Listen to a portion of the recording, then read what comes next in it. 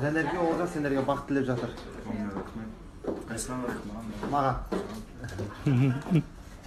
Ол саған сұрақ. Олжас, сен кімнен қызғанасың жаңа екен, бірінші очередь? Мен ба? Өз-өзінен қызғанамын. Егер сені мөлдіреген жүр десем, еңетіме ұйқасаң бұл күн кешем. Махаббаттың бар екенін өмірде сездім сен. Ассалаумағалейкум дер, қалайсыздар достар, амансыздар ма? Алматыда бүгін осындай әдемі погода болып тұр екен. Бір түрлі жаңашыл кәттір ма